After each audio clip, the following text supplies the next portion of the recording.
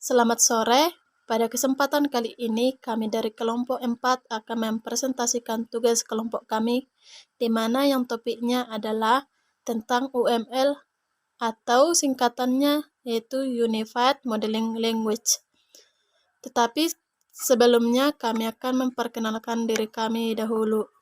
Perkenalkan, nama saya Sastriani Sombing, TI Karyawan 61. Perkenalkan, nama saya Susilawati. Perkenalkan, nama saya Debbie Rafika dari TI Karyawan 61. Nama saya Muhammad Haji Saputra. Malam Bu, nama saya Sarah Simanjuntak, kelas 6 TI C02 dengan NIM 180121102, kelompok 4. Perkenalkan, nama saya Hotmata Mauli. Nama saya Petra Mimin Hatati Zilibu dari TI Karyawan 6.2. Baiklah, saya akan memulai pembahasan tentang UML. Apa itu UML? UML disebut sebagai bahasa yang telah distandarisasi untuk digunakan dalam memodelkan suatu software atau sistem. UML adalah bahasa standar untuk pengembangan sebuah sistem yang dapat menyampaikan bagaimana membuat dan membentuk model-model, tetapi tidak dapat menyampaikan kapan dan apa model yang seharusnya dibuat. UML bukan saja merupakan bahasa visual, namun juga dapat secara langsung dihubungkan ke berbagai bahasa pemrograman seperti Java, C++, Visual Basic, atau bahkan dihubungkan secara langsung ke dalam OODB. Yang pendokumentasiannya yaitu requirement, arsitektur, desain, source code, project plan, test, dan prototype. Tujuan dan fungsi perlu adanya UML yang pertama, dapat memberikan bahasa pemodelan visual atau gambar kepada para pengguna dari berbagai macam pemrograman maupun proses umum rekayasa. Yang kedua, menyatukan informasi-informasi terbaik yang ada dalam pemodelan. Ketiga, memberikan suatu gambaran, model atau sebagai bahasa pemodelan visual yang ekspresif dalam pengembangan sistem. Yang keempat, tidak hanya menggambarkan model sistem software saja, namun dapat memodelkan sistem berorientasi objek. Yang kelima, mempermudah pengguna untuk membaca suatu sistem. Yang keenam, berguna sebagai blueprint. Jelas ini nantinya menjelaskan informasi yang lebih detail dalam perencanaan berupa coding suatu program. Baiklah, materi selanjutnya akan disampaikan oleh teman saya. Saya akan melanjutkan pembahasan yang telah disampaikan oleh teman saya sebelumnya, yaitu tentang jenis-jenis diagram UML dan contoh diagram UML. Yang pertama itu ada use case diagram. Use case diagram yaitu salah satu jenis diagram pada UML yang menggambarkan interaksi antara sistem dan aktor. Use case diagram juga dapat mendeskripsikan tipe interaksi antara si pemakai sistem dengan sistemnya. Contoh use case diagram dapat dilihat pada slide PPT kami, yang mana pelanggan mengorder makanan, lalu koki memasak, sedangkan pelayan menghidangkan kepada pelanggan, lalu pelanggan memakan. Pelanggan membayar kepada kasir dengan kredit atau cash. Yang kedua itu ada activity diagram. Yang mana activity diagram atau diagram aktivitas yaitu salah satu jenis diagram pada UML yang dapat memodelkan proses-proses apa saja yang terjadi pada sistem. Contoh activity diagram dapat dilihat pada slide PPT kami untuk lebih jelasnya, yang mana pelanggan mengorder makanan kepada pelayan, lalu pelayan mencatat makanan yang dipesan. Lalu koki menerima pesanan makanan dan memasak. Sedangkan pelayan menghidangkan makanan yang dipesan kepada pelanggan, lalu pelanggan memakan makanan. Pelanggan membayar kepada kasir, lalu kasir menerima pembayaran, atau pelanggan membayar kepada pelayan, lalu pelayan menerima pembayaran dan memberikannya kepada kasir. 3. Sekuensi diagram. Sekuensi diagram yaitu salah satu jenis diagram pada UML yang menjelaskan interaksi objek yang berdasarkan urutan waktu. Sekuensi diagram juga dapat menggunakan urutan atau tahapan yang harus dilakukan untuk dapat menghasilkan sesuatu seperti U-case diagram. Contoh sekuensi diagram: calon anggota, mendaftar, menyerahkan persyaratan, form pendaftaran, mengisi form, kartu anggota, pustakawan, merekap persyaratan, create, form pendaftaran, formulir, cetak kartu, kartu anggota, valid, kartu valid, kartu anggota, kepala perpustakaan. 4. Kelas diagram.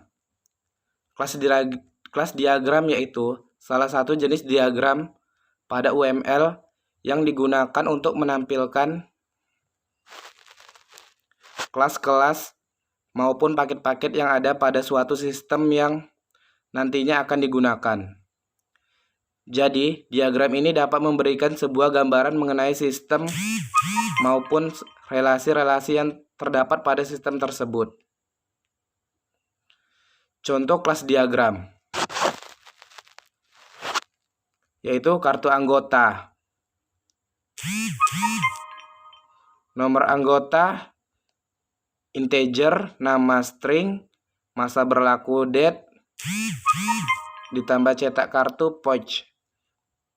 Baru calon anggota, nama string, alamat string, memulai proses pouch, validasi, masa keanggotaan pouch. Pustakawan, NIP, integer, nama string, memproses pendaftaran, mereka persyaratan, mereka form pendaftaran. Baru kepala perpustakaan, NIP, integer, nama string, validasi kartu. Dari calon anggota yaitu formulir pendaftaran, nama anggota integer, nama string, alamat string. Di sini saya masuk ke dalam pembahasan yaitu 5 state matching diagram. State matching diagram yaitu salah satu jenis diagram pada UML yang menggambarkan transisi maupun perubahan keadaan suatu objek pada sistem. Jika login, insert, and password, maka proses user and password, validasi user and password. Jika invalid user and password, tolak login atau konfirmasi. Jika data valid atau disetujui, maka main program. Kita lanjut communication diagram. Communication diagram yaitu salah satu jenis diagram pada UML yang dapat menggambarkan tahapan terjadinya suatu aktivitas, dan diagram ini juga menggambarkan interaksi antara objek yang ada pada sistem. Hampir sama seperti sequence diagram, akan tetapi communication diagram lebih menekankan pada peranan masing-masing objek pada sistem.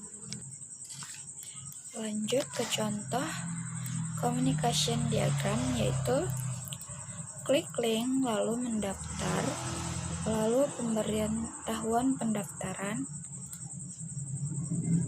event proses, calon anggota, partisipan objek, mereka pernyataan, terus perpustakaan create formulir, lalu cetak kartu ketua anggota, validasi kartu kepala perpustakaan. Sekian presentasi dari saya, akan dilanjutkan kepada teman saya. Terima kasih. Perkenalkan, nama saya Hotmata Mauli. Saya akan melanjutkan hasil presentasi kami, yaitu yang ketujuh, deployment diagram. Deployment diagram ini adalah suatu diagram pada UML yang menunjukkan tata letak suatu sistem secara fisik. Dapat juga dikatakan untuk menampilkan bagian-bagian software yang terdapat pada hardware dan digunakan untuk menerapkan suatu sistem dan berhubungan dengan komponen hardware. Jadi, deployment diagram ini intinya itu untuk menunjukkan letak software pada hardware yang digunakan sistem. Misalnya seperti personal komputer ke aplikasi server, terus ke web server. Aplikasi server ini membuat server baru lagi.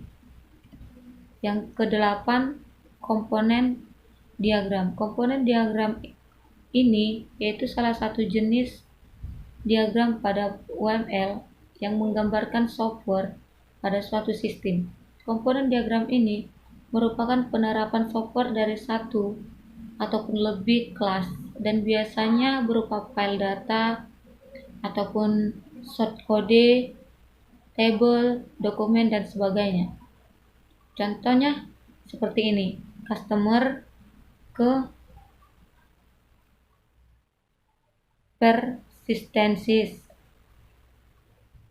customer ke akuntan ke akun manager ke akun, dari customer ini ke database, dari akun ini ke database lagi, baru ke akun ini persistensis lagi. Ya, seperti itu yang saya tahu. Kalau lebih jelasnya, lihat di gambar PPT kami. Terima kasih. Baiklah, saya akan melanjutkan pembahasan teman saya, yaitu yang ke-9, objek diagram. Objek diagram yaitu salah satu jenis diagram pada UML yang menggambarkan objek-objek pada suatu sistem dan hubungan antarnya. Yang ke-10, composite structure diagram. Composite structure diagram yaitu salah satu jenis diagram pada UML yang menggambarkan struktur internal dari klasifikasian, yaitu kelas, komponen, atau use case, dan termasuk titik-titik interaksi klasifikasian ke bagian lainnya dari suatu sistem. Ini hampir mirip seperti kelas diagram, akan tetapi composite structure diagram menggambarkan kebagian-bagian dari individu kelas saja, bukan semua kelas. Yang ke-11, interaction overview diagram. Interaction overview diagram yaitu salah satu jenis diagram pada UML yang berguna untuk memvisualisasikan kerjasama dan hubungan antara activity diagram dengan sequence diagram. Yang ke-12, cascade diagram. Cascade diagram yaitu salah satu jenis diagram pada UML digunakan untuk mengelompokkan kelas dan juga menunjukkan bagaimana elemen model akan disusun serta menggambarkan ketergantungan antara paket-paket. Yang ke-13, diagram theming. Diagram theming yaitu salah satu jenis diagram pada UML yang disebut sebagai bentuk lain dan interaksi diagram, di mana fokus yang paling utamanya kepada waktu. Diagram timing berguna untuk menunjukkan faktor-faktor yang membatasi waktu antara perubahan state terhadap objek yang berbeda. Studi kasus pada UML yaitu kami ambil tentang pemesanan buku perpustakaan online, di mana pada model di samping digambarkan jika pengunjung perpustakaan dapat melakukan pemesanan buku di dalam sebuah aplikasi perpustakaan online berbasis website, di mana gambar ini merupakan sebuah use case diagram. Oke, selanjutnya akan dibahas oleh teman saya. Baik, saya akan melanjutkan presentasi dari kelompok 4 mengenai activity diagram. Administrator anggota mengakses aplikasi ke web server, mengisi nama login dan password, klik login, sistem, tampil halaman login, periksa, tidak sesuai, tampil halaman beranda. Sequence diagram, login, administrator member, 1. Masukkan nama login dan password, 2. Klik tombol login, 3. Cek format data, 4. Cek login username atau password, 5. Hasil. Data username atau password ini adalah data penggunanya dan kelimanya hasil. Jika sudah berhasil, maka muncul mengembalikan pesan berhasil atau gagal. Baik, sekian presentasi dari kelompok 4. Kami ucapkan terima kasih.